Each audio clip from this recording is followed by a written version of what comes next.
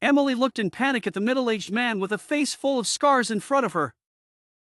Don't come any closer! Don't come any closer! Sweetheart, don't be afraid. You're so beautiful, I'll be very gentle. The man lunged at Emily like a hungry wolf. Suddenly, there was a loud noise at the door. Emily, save me. James, wearing a crisp black coat, his handsome face seemingly dipped in frost, entered with a menacing aura. The man on the bed was also startled by James, rolling off the bed. Mr. James, it's not what you think. This woman invited me here. She said you couldn't satisfy her and that she was lonely. She even suggested the medication. You're lying. James. I came here because I received a message from you. Her chin was suddenly gripped tightly. When did I ever send you a message? Emily, trembling, took out her phone to prove her innocence, but no matter how she searched, she couldn't find the message inviting her to the hotel. Instead, there was a message from a contact labeled "Darling, sweetheart, see you at the usual place." Emily was stunned. James dialed the number from the message. At the same time, the phone on the hotel nightstand rang. It was the man's. Mr. James, do you believe me now? It really was this woman. James's powerful leg kicked the man in the chest, sending him flying half a meter away. The man spat out a mouthful of blood, bent over, unable to straighten up, his face pale and gasping for breath. You dare to mess with my wife? It's not like that. So hot. Help me, James, help me. James's muscles tensed, something in his eyes seemed to reach a breaking point. Take this man back to the old house, but don't finish him off. With a hoarse command, James's bodyguards immediately dragged the man out of the room, thoughtfully closing the door behind them. James grabbed Emily's wrist and, in a few steps, pulled her into the bathroom. She didn't even have a chance to speak before he threw her into the bathtub. Cold water poured down from the showerhead. I feel so uncomfortable. James, I beg you. Where did that man touch you? Was it your chest, your legs, or everywhere? No. Nowhere. Not saying, huh? Then it seems your whole body needs to be disinfected. James sneered, turned, and took the disinfectant provided by the hotel, pouring it over her from head to toe. The pungent smell of disinfectant filled the bathroom, assaulting the senses. The cold water in the bathtub rose, and Emily's face twisted in discomfort. Sweat dripped from her forehead onto the floor. Her scattered thoughts suddenly snapped back to reality. I was really framed. I woke up here after falling asleep. You're my husband. It's your duty to satisfy me. If you won't touch me because you think I'm dirty, then leave. I'll handle it myself. There was a moment of dead silence in the bathroom. Emily, are you so desperate, so lacking in men? James grabbed the back of her head, forcing her to look down at where they were joined, his voice cold and sinister. I'll fulfill your wish. Make sure you get enough. Look at yourself, surrounded by so many men. Aren't you enjoying it? Don't you feel dirty at all? The tension in the bathroom was palpable as James loomed over Emily. Nowhere? Not saying, huh? Then it seems your whole body needs to be disinfected. James sneered, grabbing the disinfectant provided by the hotel. He poured it over her from head to toe, the pungent smell filling the bathroom. I was really framed. I woke up here after falling asleep. Emily bit her lip, her face twisted in discomfort as the cold water in the bathtub rose. You're my husband. It's your duty to satisfy me. If you think I'm dirty, then leave. I'll handle it myself. There was a moment of dead silence in the bathroom. Emily, are you so desperate, so lacking in men? James grabbed the back of her head, forcing her to look down. I'll fulfill your wish. Make sure you get enough. Surrounded by so many men, aren't you enjoying it? Don't you feel dirty at all? Narrator, tone, serious. James glared at Emily with a fierce look. James, tone, angry. My dear wife, is this the man you claim not to know? Narrator, tone, terrified. A loud buzzing filled Emily's ears, like a thunderclap. James had someone bring a divorce agreement and threw it in Emily's face. James, tone, shouting, sign the divorce papers and get out of here. Narrator, tone, sad. The thin paper fluttered down from her forehead, the large black words, divorce agreement, stinging her eyes. Emily, tone, hopeful. No, I won't divorce you, James. This is all a conspiracy. It's Sophia. She told this man my private matters. She tore the divorce agreement into pieces, her vision blurred by tears. Narrator, tone, serious. A flash of coldness passed through James's sharp eyes. James, tone, angry. Emily, haven't I been good enough to you? Now you're not only accusing me but also framing others? He turned to Sophia, who seemed furious and fainted. Narrator, tone, serious. James quickly supported Sophia, instructing the housekeeper to call the family doctor. Housekeeper, tone, confused, sir. What about the madam and this man? James, tone, shouting, throw them both out. His eyes shrouded in a layer of gloom, indicating his restraint and anger. Narrator, tone, sat outside the villa. Emily was only wearing a nightgown, the collar torn. The biting wind felt like knives on her face. Emily, tone, sad. James, I didn't cheat. That man is lying to you. I don't know him at all. I was set up. Please open the door. I'm begging you, open the door. Narrator, tone, sad. The heavy rain soaked her completely. She waited in the pouring rain, her limbs numb with cold, but the door never opened. Emily, tone, whispering, why can't you believe me just once? The rain had just stopped, and dawn broke. After a long night, Emily's face was numb, her eyes vacant and stiff. She wiped away her tears, realizing that nothing she did mattered anymore. He had already decided she was unfaithful, that she had betrayed him. Unless she found more convincing evidence. Suddenly, her phone, placed to the side, lit up. It was Laura. Hello. Emily, your father was suddenly taken away by several police officers. They said he's involved in a bribery case. You need to ask James to find out what's going on. Since getting married, Emily had only shared good news, never bad. Laura always thought their marriage was going well. Given James's rapid rise in power, Laura's first thought was to seek his help when trouble arose. After hanging up, Emily could only continue waiting at the door. James wouldn't answer her calls. Around 8 o'clock, the villa's gate opened. James, dressed in a brand new black suit, stood tall and imposing. James. Emily stood up, her vision darkening, swaying in the wind. My father was taken by the police. Can you find out what's going on? He's old and can't handle this. James's expression remained unchanged, a flash of disdain in his deep eyes. What does that have to do with me? He's your father-in-law. How can it not matter? Emily could barely stand, not knowing where her strength came from. She was about to collapse but still blocked his way. Father-in-law? Does he deserve that title? He brought this upon himself. No one can help him. After the marriage between the Sue and Fu families, they committed numerous heinous acts, blaming everything on the Fu family.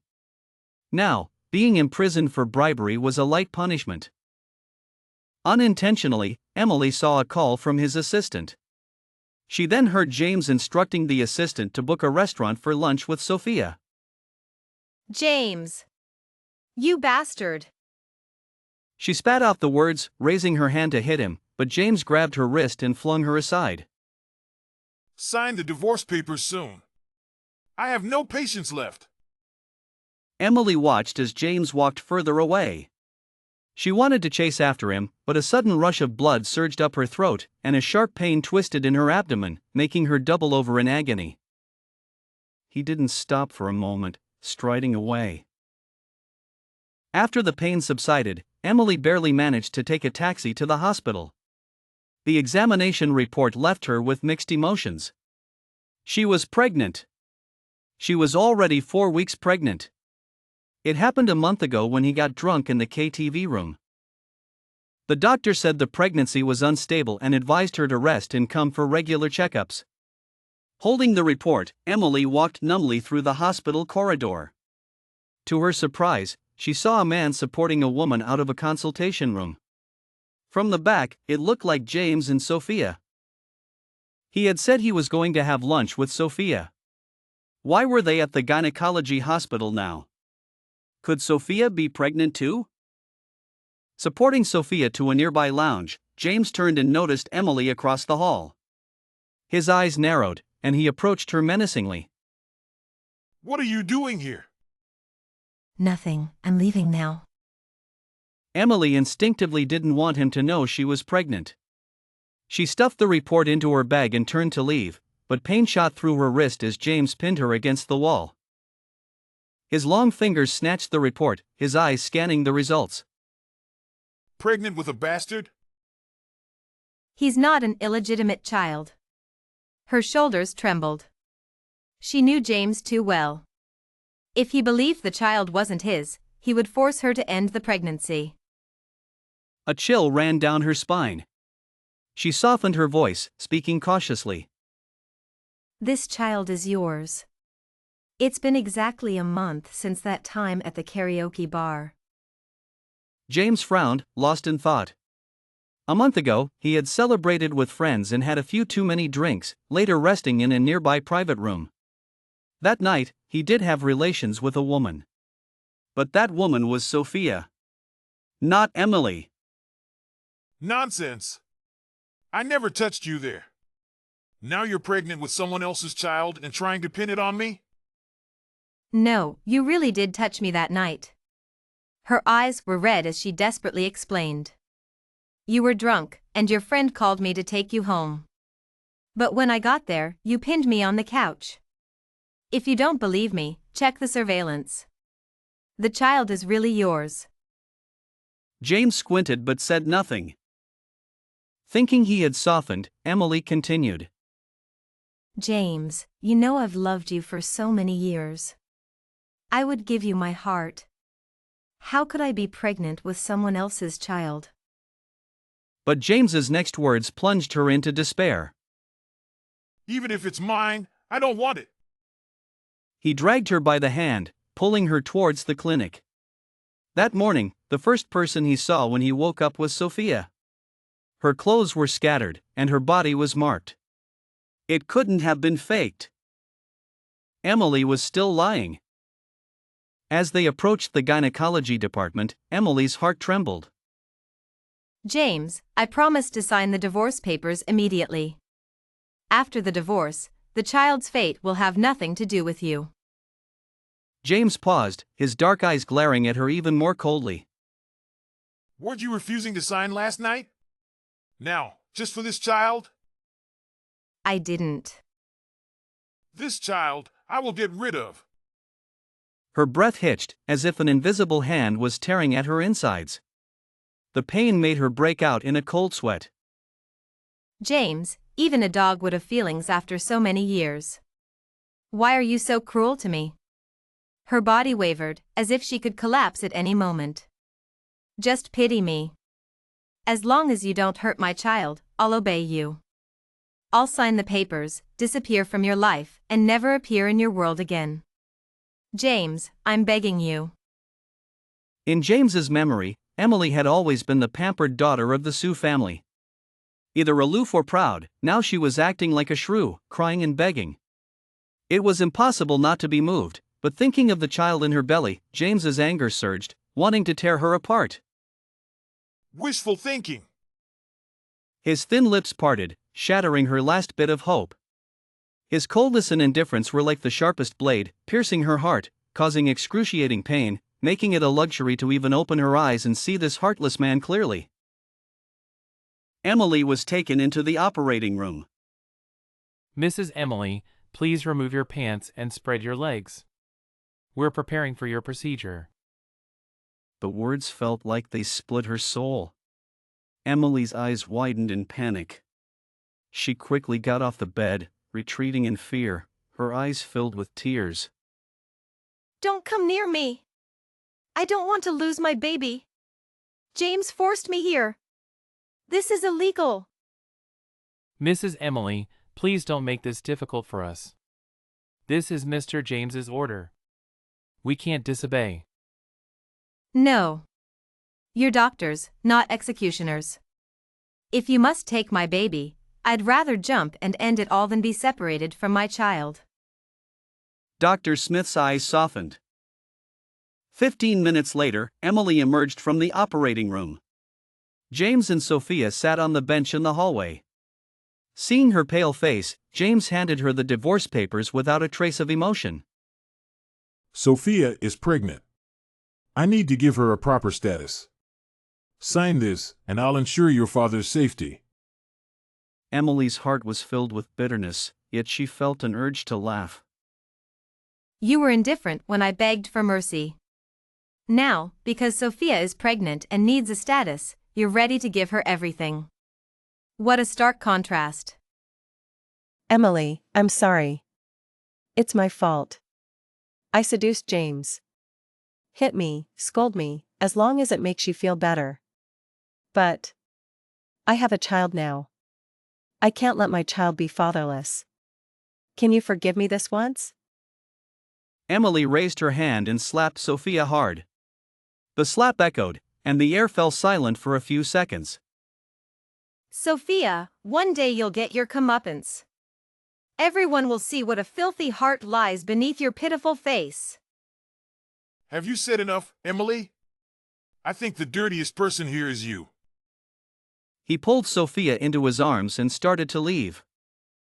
James, Emily was just angry. I'm fine. Stop.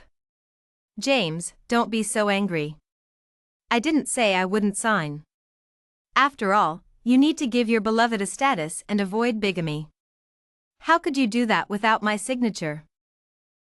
She walked up to them decisively and signed her name at the bottom of the divorce papers. Happy divorce, Mr. James. As she handed the papers back, her heart bled, but her lips curled into a cold smile. Her address for him changed, her detachment swift, leaving James momentarily stunned. This is what I always wanted. I should be happy. The tension in the bathroom was palpable as the pungent smell of disinfectant filled the air. I was really framed. I woke up here after falling asleep. Emily, are you so desperate, so lacking in men? He grabbed the back of her head, forcing her to look down at where they were joined. I'll fulfill your wish.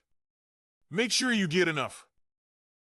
The cold water in the bathtub rose, and Emily's face twisted in discomfort, her thoughts snapping back to reality.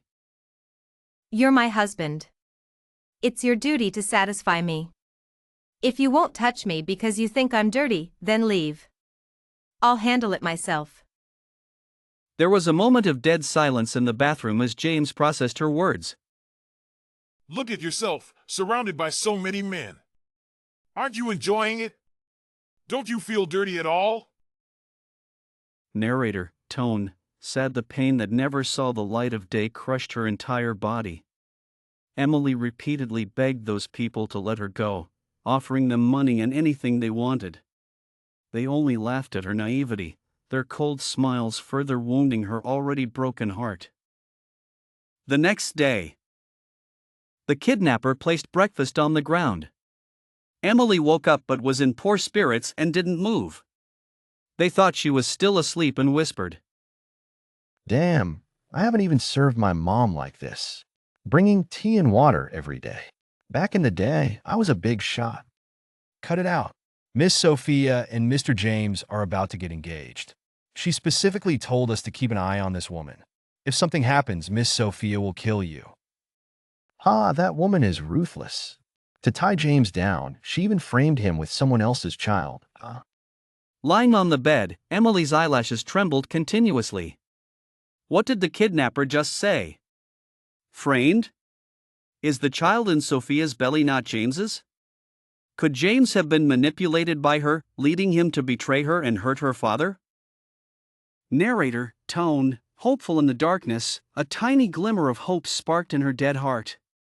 If she could expose that woman, would everything return to normal? With this thought, Emily's resolve strengthened. She endured the whole day without eating, lying motionless on the bed. Hey, what's wrong with you? Get up and eat. My head hurts so much, like it's going to explode. Am I going to die? Where am I? Where's James? Where are my parents? Her vision was blurry, unable to focus, resembling the delirium before death. She hasn't eaten all day. Could something really be wrong? You stay here and watch her. I'll find a reliable doctor nearby. Be careful. I'll call Miss Sophia. Got it.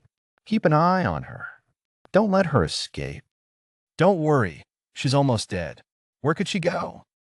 Seeing one kidnapper walk away, Emily gritted her teeth, her cheeks flushed, and her long eyelashes fluttered. Suddenly, she threw off the blanket and, like a fool, lunged at the remaining kidnapper. James, you finally came to see me? You know, I'm the one who loves you the most, right?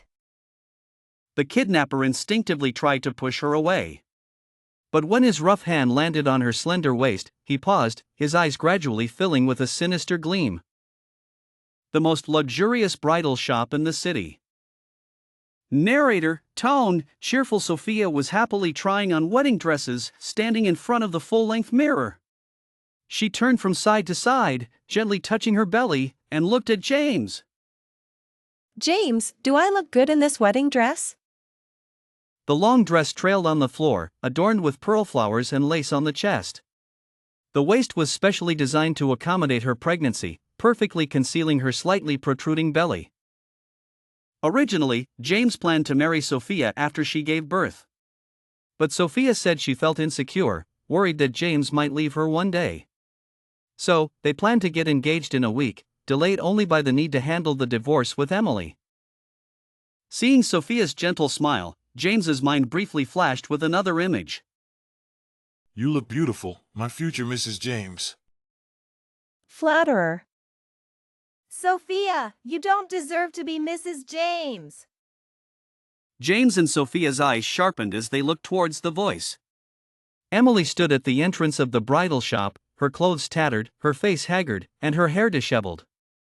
Despite her disheveled appearance, her face was filled with determination and hatred. Sophia approached with concern, her eyes flashing with a quick, malicious glint. Emily. What happened to you? Where have you been? I've been looking for you for so long. Enough, stop pretending. After 3 months of darkness and torment, I feel nauseated just looking at you. Emily's aggressive demeanor sharply contrasted with Sophia's pitiful act. James, the child in her belly isn't yours. I overheard her 2 subordinates saying she framed you. She also set me up to be caught in bed with someone else. Don't marry her, she's a complete fraud. Emily, I know you hate me for taking James, but how could you make up such lies to tarnish my name? You know how much I've loved James, for over 10 years. Emily couldn't help but explode. Sophia, how long are you going to keep pretending? Aren't you tired of wearing that mask every day? Where was your arrogance when you ordered my kidnapping? Emily, what are you talking about? How could I kidnap you? You're my best friend. I'm not. James's temples throbbed, and the temperature around him dropped sharply. Enough arguing. He glanced at Emily's abdomen with no trust whatsoever, sneering. The child I personally terminated is back? Emily froze. Missing for 3 months, and you show up with this sob story? Emily, do you think I'll believe your nonsense again? Emily vaguely saw a cold smile on Sophia's lips, a victorious stance. After the surgery, I never confirmed that the child was terminated. You assumed it. I was really kidnapped for 3 months. I can take you to where I was held. You can find those kidnappers and ask them. You say Sophia kidnapped you. I've known her for over 10 years. Why would she kidnap you? And if there were kidnappers, how did you escape while pregnant? Enough with the self-directed drama. Get out before I force you to terminate the pregnancy. His words cut like sharp knives, piercing her heart repeatedly, causing unbearable pain. James! Why won't you believe me? You've known her for over 10 years, but haven't I been around just as long? I don't ask for much, just one chance. Do I have to die for you to give me a bit of trust? James's dark eyes deepened, a part of his heart seemed to be struck. His gaze grew more complex. Emily stood beside James, sensing his change in demeanor. She clenched her fists, then suddenly released them. Her eyes filled with guilt, and she knelt before Emily with a heavy thud. Emily, you hate me so much that you'd harm yourself to frame me. I know you loved James deeply and misunderstood me, thinking I betrayed him. But I swear, James is the only man I've ever been with. She looked every bit the victim. You know the truth. Emily glared at Sophia, trying to pull her clothes free, but Sophia held on tightly. Emily had no choice but to push her away forcefully. Sophia's eyes widened in terror, her body trembling violently as she stumbled backward. Oh! She was about to hit the wall behind her. Sophia. James's pupils contracted sharply. He took a step forward, catching her in his arms just in time.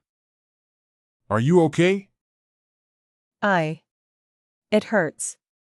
My stomach hurts so much, James, we have to save our baby. Any lingering trust James had in Emily vanished completely. He quickly scooped Sophia up, comforting her. It's going to be okay. Trust me, our baby will be fine. Holding her, James shot a cold glance at Emily before leaving. If anything happens to Sophia or the baby, you and your lover, including the child you're carrying, won't have a good ending. With that, he stormed out in anger. Emily stood there, stunned for several seconds before suddenly laughing. It was a laugh of madness, self-mockery, and despair. Without hesitation, she hailed a cab and followed James to the hospital. At the hospital, Sophia was taken into the examination room. Emily calmly looked at the department and said to James, I will prove to you that I never cheated. She then registered at the gynecology department and opted for an amniocentesis. Using James's name, the hospital expedited her request. After the procedure, Emily lay on the bed, staring blankly at the ceiling. It was so white and clean. She closed her eyes slightly, counting the time until the results came out. Waiting was excruciating. Tick-tock, tick-tock. Every second felt like an eternity. The room was as quiet as a cold tomb, devoid of any life or warmth. She felt like the living dead buried in that tomb. Hours passed. Suddenly, the door was kicked open from the outside. Emily was startled, sitting up in bed to see James storming in, his eyes filled with anger. He threw a stack of reports at her head. Emily, I almost believed you. The pages scattered around her. Emily, confused, quickly picked up the reports. One glance and her blood rushed to her head. The last column showed that her child had no relation to James. Impossible, impossible. The child is yours. I've only been with you that night at the KTV. As she spoke, she seemed to realize something, accusing James. Did you switch the report on purpose? This report isn't mine. You gave me the wrong one, didn't you? She was certain she hadn't been with any other man. Facing her baseless accusations, James's patience wore thin. his fists clenched, more agitated than when he first discovered her supposed infidelity. At this point, the facts speak for themselves. I can't believe you're still lying. I'm not lying. If it's not you, then it must be Sophia. I don't believe this result. I want to do the test again. I'll watch the doctor this time. James, do you dare to bet with me again? Knock, knock, knock. The door was suddenly knocked, and another male doctor in a white coat entered. He held another report in his hand and respectfully said, Mr. James, Mrs. Emily requested an amniocentesis to compare your DNA before she lost consciousness. The results are out. Would you like to see them? Emily didn't think twice, ignoring her weakened state, and snatched the report from James's hand before he could react. She quickly flipped to the last page and stared at it intently. Whose child was Sophia carrying? He was anxious and angry, but quickly dismissed the absurd thought. Sophia wasn't Emily. She couldn't betray him. Emily clutched the report tightly, nearly crumpling it. It's fake. All of this is fake. James, there's a mole in your hospital. Sophia must have bribed the doctor to switch the reports. This report should be mine. She kidnapped me too. Smack! Emily's speculations and words were abruptly cut off. Her face stung, a clear handprint appearing on her cheek. Have you had enough? I've never hit a woman, but Emily, you disgust me. Take your illegitimate child and get out. The slap was heavy. Emily's face was turned to one side. Her gaze fell on the white tiles of the floor. For a moment, a crazy thought surged in her mind, even considering taking Sophia down with her. But at the last moment, she started laughing and crying simultaneously. Fine, James, I'll leave. I'll go far away and never appear in front of you again. I wish you a happy marriage with Sophia, a blissful life, and all the best. Each word seemed to be squeezed out from between her teeth. She felt drained of all her strength. The years of pursuit, love, and time all vanished, leaving her world in ruins. Emily limped out of the room. In another ward, Sophia watched her leave through the transparent glass window, a satisfied smile on her lips, her eyes full of calculation. Fortunately, she knew how to turn the situation to her advantage, dispelling James's suspicions. But it was a pity that Emily had sensed something. For the time being, she couldn't touch her or the child. Emily left the hospital.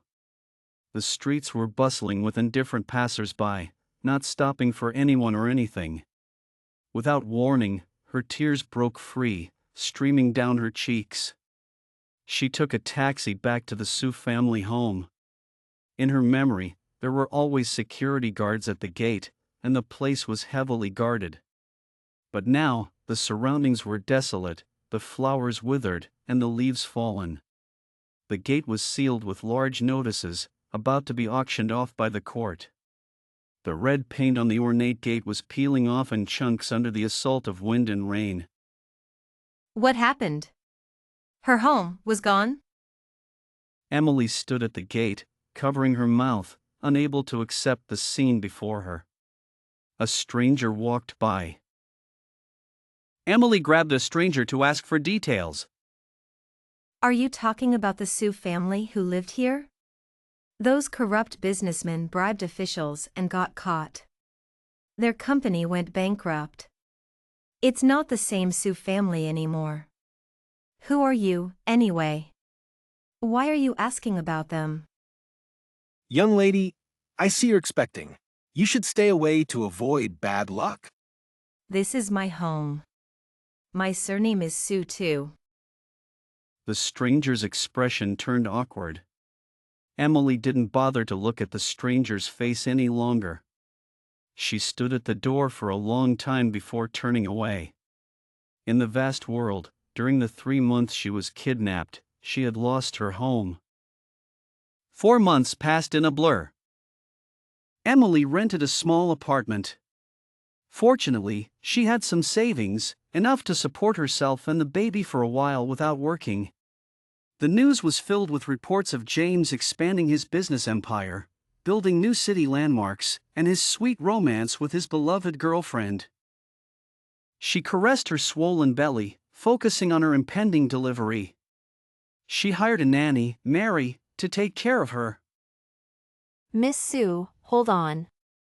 I'll call an ambulance right away. No! I can't! I'm going to give birth! You're giving birth? Lie down, Miss Sue. I'll help you. The bright light flickered in front of her eyes. She spread her legs, gripping the bedsheet tightly, feeling like she was being torn apart. Relax, breathe with me. Inhale, exhale. That's it, keep going. Emily used all her strength, biting her lip, pushing with all her might. Finally, her vision blurred, her hair soaked with sweat, her eyelids heavy. A baby's cry echoed in the empty room. Call an ambulance. Miss Sue, hold on. I'll call an ambulance right away. Emily tried to speak, but the pain in her abdomen was excruciating. Emily couldn't hold on any longer. Mary quickly said, "You're giving birth? Lie down, Miss Sue. I'll help you." The bright light flickered in front of her eyes. She spread her legs, gripping the bedsheet tightly, feeling like she was being torn apart. Relax, breathe with me. Inhale, exhale. That's it, keep going. Emily used all her strength, biting her lip, pushing with all her might. Finally, her vision blurred, her hair soaked with sweat, her eyelids heavy. A baby's cry echoed in the empty room. Mary, Mary! Where's my baby? Bring my baby to me! Miss Sue, just pretend you never had this baby. The most important thing now is to rest.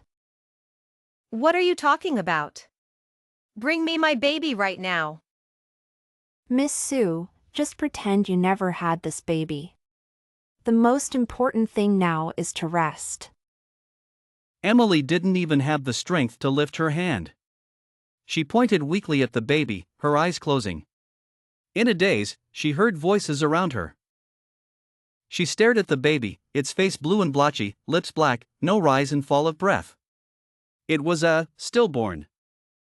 Emily froze, feeling like her soul had been ripped away. The baby had the umbilical cord wrapped around its neck. You lost strength halfway through labor, so the baby. It's just bad luck. Emily's eyes were unfocused.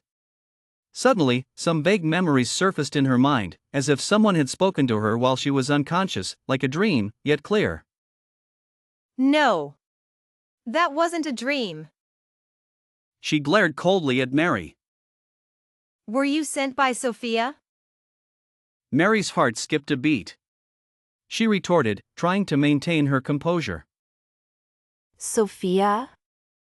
Who's Sophia? Miss Emily, are you feeling unwell and confused? Where did you take my child? Mary saw the anger and redness in Emily's eyes. Suddenly scared, she mumbled a few words and ran out, holding her head. Are you crazy? Stop.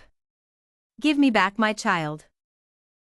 Emily tried to chase after her, but her weakness caused her to collapse to the ground, her internal organs feeling as if they were out of place, unbearable.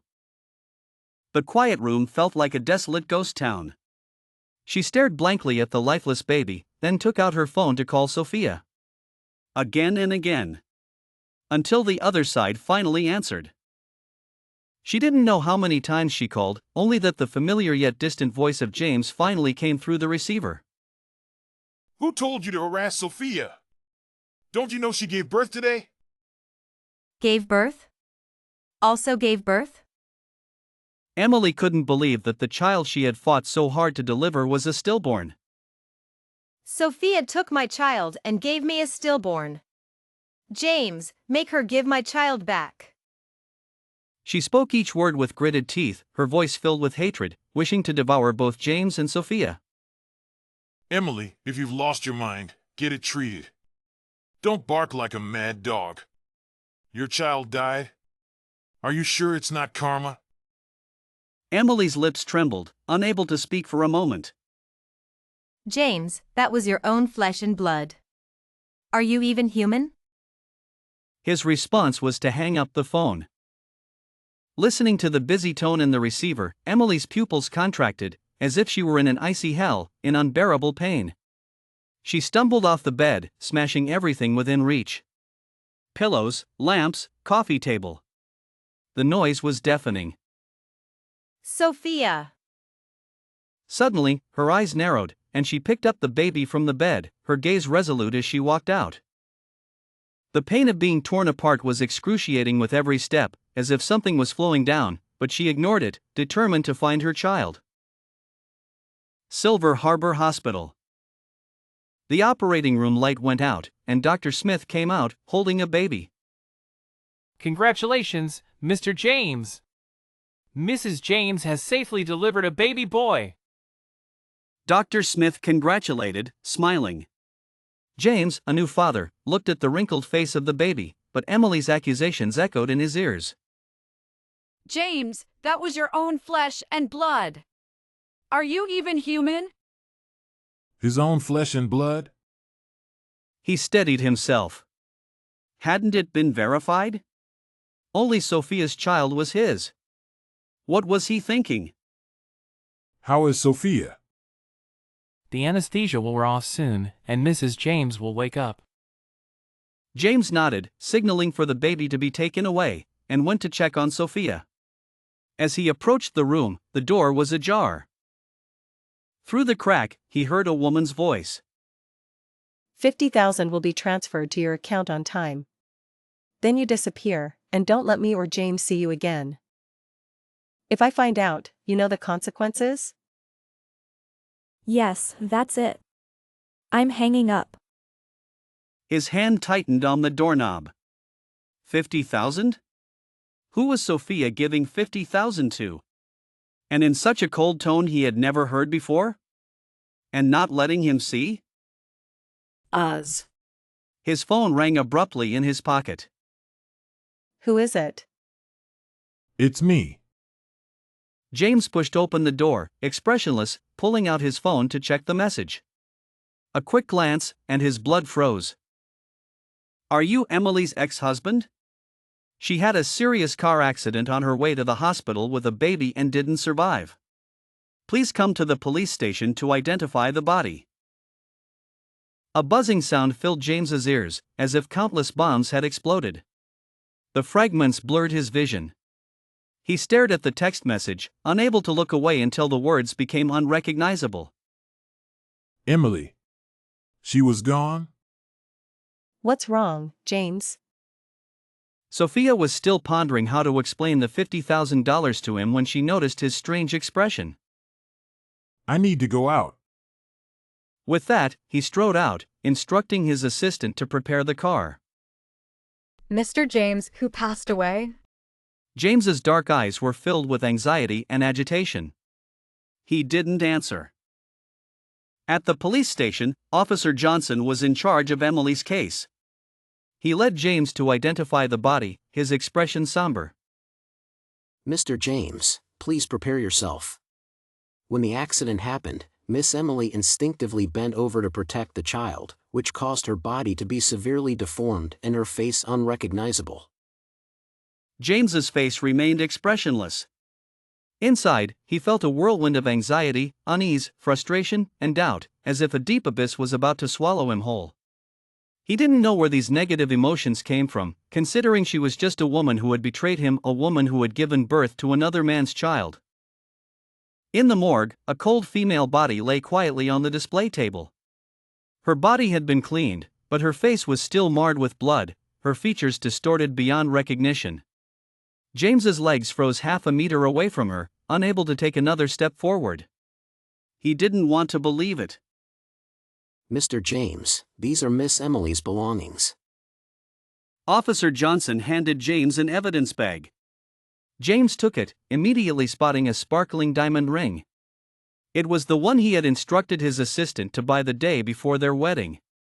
Despite everything, Emily had worn it happily, even refusing to take it off while bathing. James, thank you for the wedding ring. From now on, we're husband and wife. I'll be good to you. Can you smile at me more often? Just a little. James, when will you come home? James, it's thundering. I'm scared. Can you come back tonight? James, James. Your name sounds so nice. Do you remember the first time we met? People say love at first sight isn't real, but I think it is. Because when fate brought you to me, I couldn't look at another man ever again. Countless scenes intertwined before his eyes, countless memories floated in his mind, all culminating in one sentence. James, will you only trust me if I die? Each word struck his heart like a hammer. The evidence bag also contained her phone and tattered clothes, a maternity dress, far different from the figure he remembered. His long fingers brushed the cold fabric, his eyes reddening. When he had seen her in bed with another man, the lover accurately describing all her private details, he had been consumed with rage, wanting to tear her apart. Maybe it wasn't hatred. It was jealousy. For 3 years after their marriage, he never touched her, unable to get past the fact that she had forced him into marriage.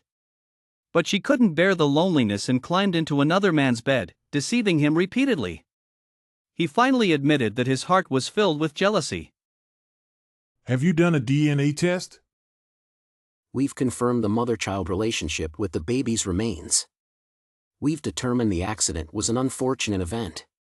Do you have anything to add? No. When can I take her body? Once the paperwork is done. All right. James instructed his assistant to handle the procedures, then walked out of the police station, expressionless. He stumbled, nearly falling to the ground. James died from a broken heart. After James's death, his company went bankrupt. Sophia was driven away, left destitute, and eventually passed away from illness.